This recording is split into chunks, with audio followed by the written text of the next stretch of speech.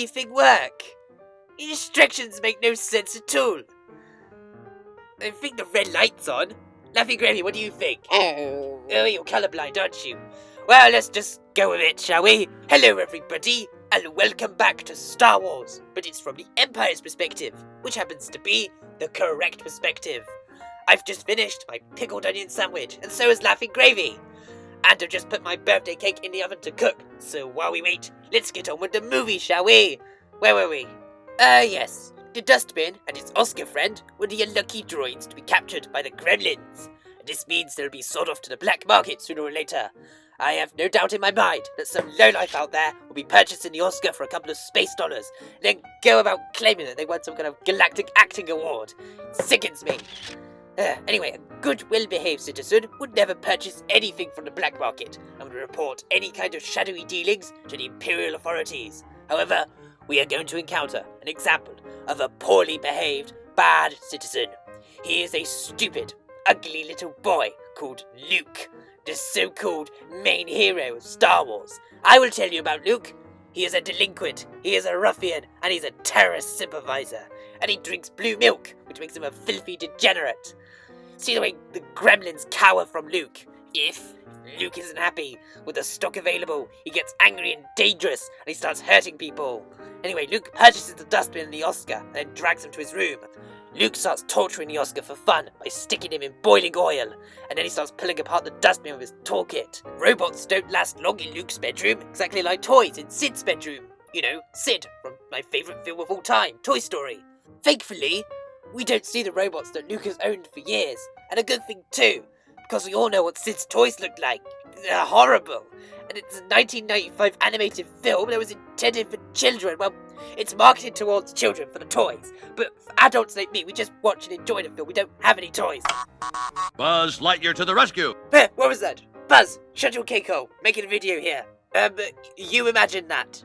Anyway, just think about this for a second. Imagine that if they did show the robots that Luke mutilated and glued together again, and what they could achieve with all the practical effects they had back then, well actually, you don't have to imagine. You can go on the dark web and look for yourselves. But please watch the video first. Anyway, Luke was fiddling with the dustbin, and he triggers its projector to play a message from the terrorist princess, Leia. And this intrigues Luke, because he doesn't know what a woman is. There aren't many of them on Tatooine, you see. Luke orders the Oscar to translate the dustbin for him, and during the conversation, the Oscar reveals that he is a terrorist, and he immediately asks Luke to join his cause, and then Luke immediately agrees, because he's always supported the so-called worthy rebels, probably because he watches too much Al Jazeera. Anyway, Luke agrees to help them with their mission. They hop onto Luke's speeder, and they search for the terrorist general, Obi-Wan Kenobi. But first, Luke decides to stop for a moment so he can gun down some of the local sand people for fun.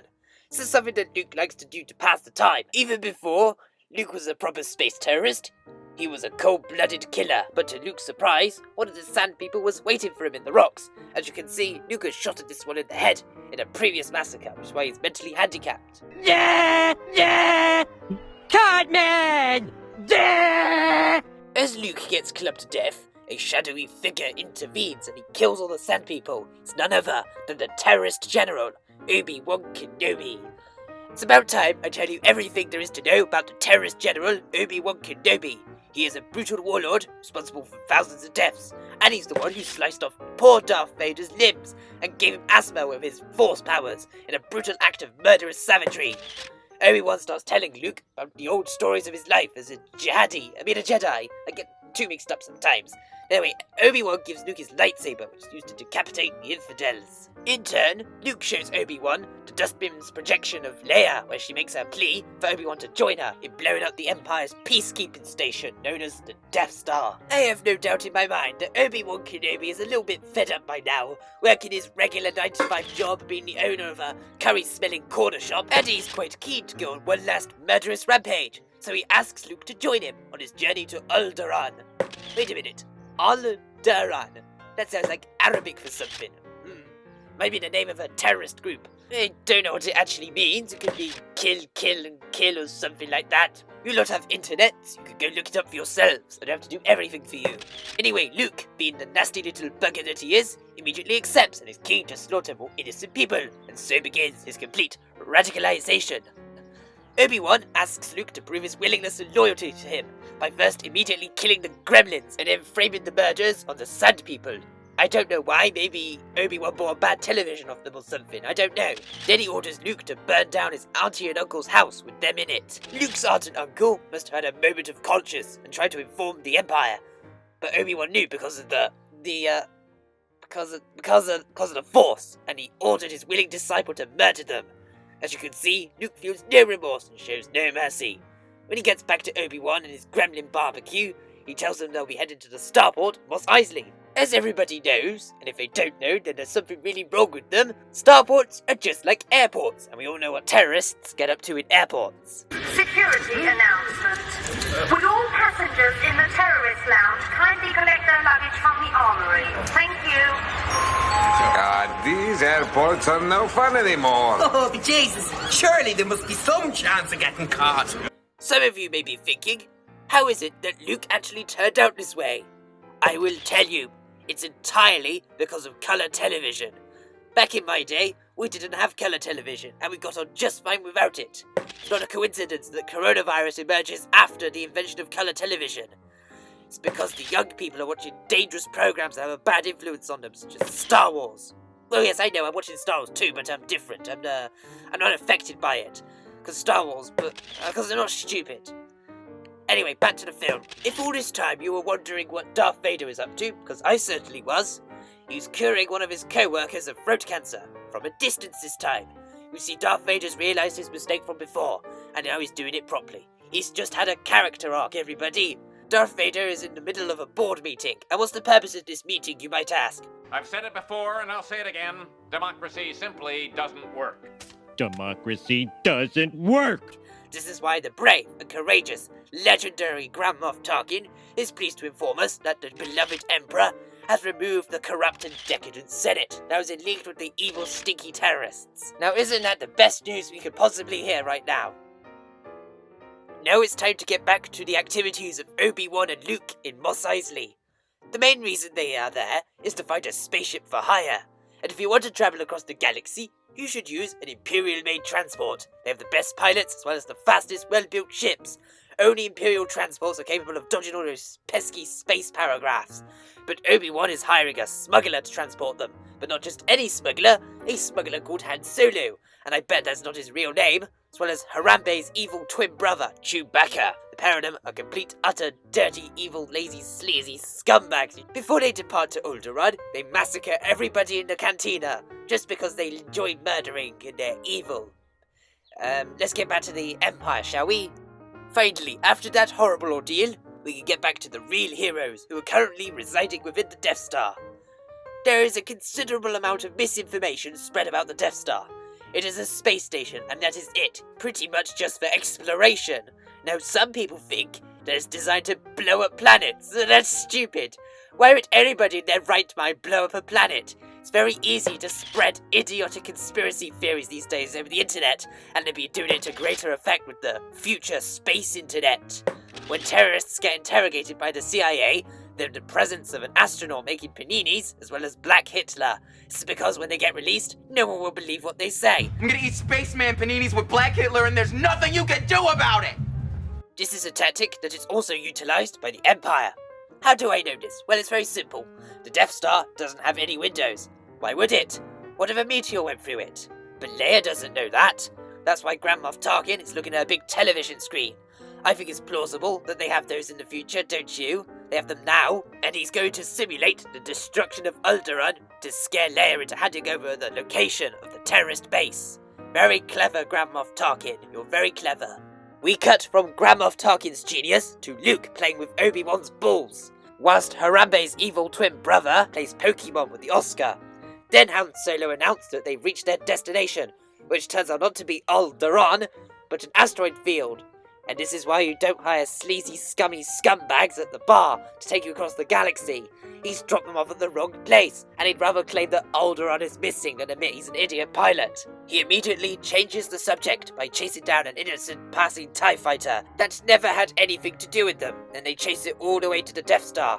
And Obi-Wan Kenobi recognizes it as an Imperial installation and insists that they need to break in and destroy it from within. The next few scenes consist of Luke, Obi-Wan Kenobi and Han massacring all of the helpless crew members on board. They kill scanning crew, they kill desk staff, they kill security guards, they kill safety inspectors, they kill Imperial officers, and they even kill a mouse. All of this carnage you just witnessed was only stage 1 of their diabolical plan. Stage 2 is even more diabolical. Han and Luke attempt to break out their fellow terrorists, including the terrorist Princess Leia, whilst Obi-Wan Kenobi sabotages the life support systems. Then Luke and Han blow the door up on some stormtroopers passing by.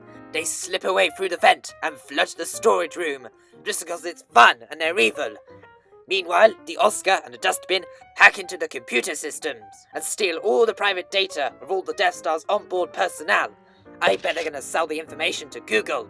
By the way, please subscribe to JW Entertainment on all your Google accounts if you don't mind. If you thought all of that was bad, just you wait until Stage 3.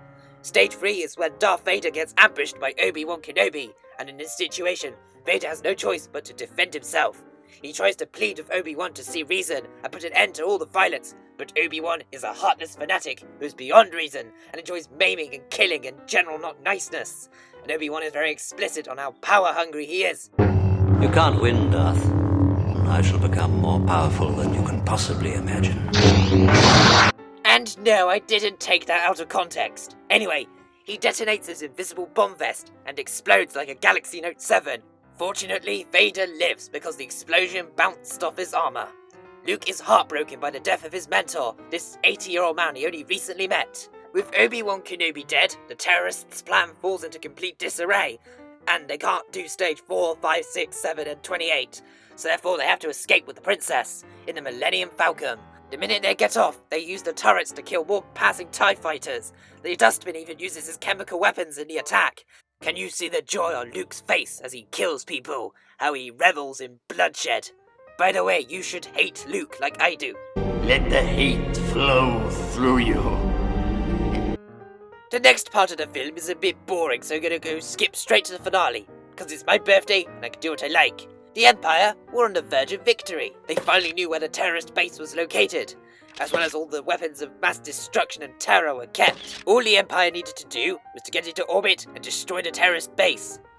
The Death Star has offensive capabilities, for sure, to protect people, but not to destroy an entire planet, because that's silly.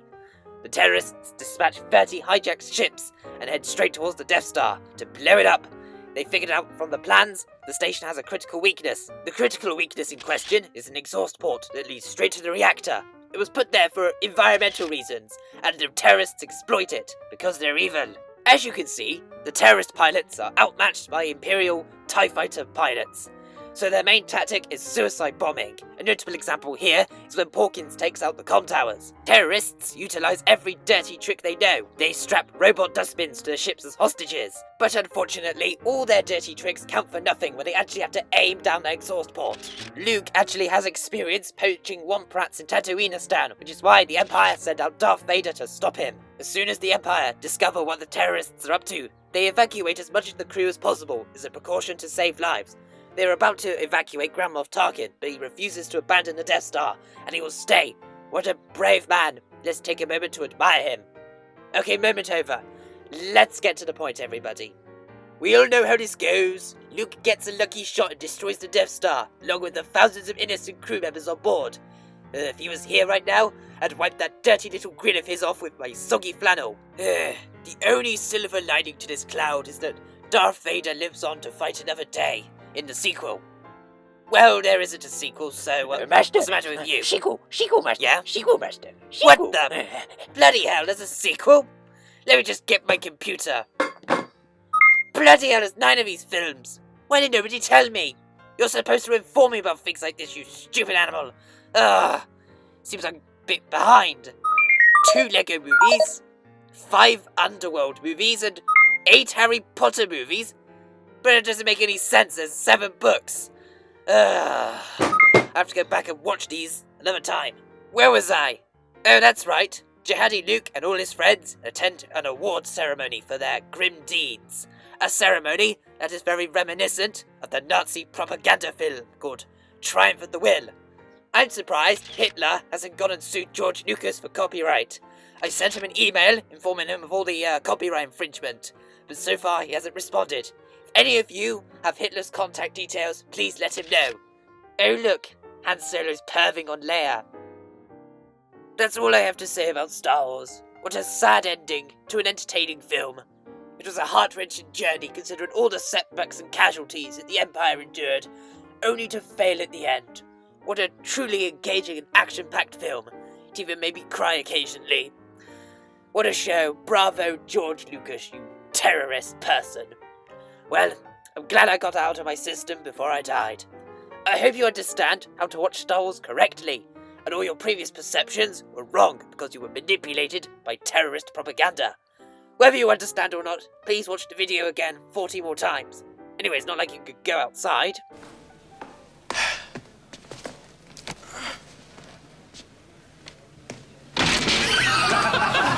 Please remember to like and subscribe on all your Google accounts, because if you don't, it proves my point. And you can comment to say how much you agree with me. Thank you for watching.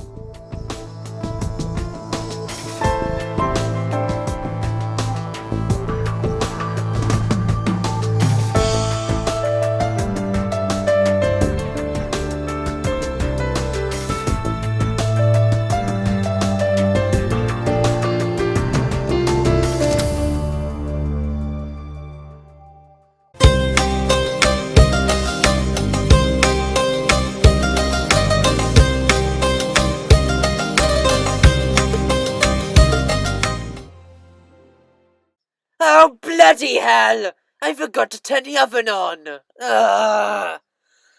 Just put the cake in the microwave.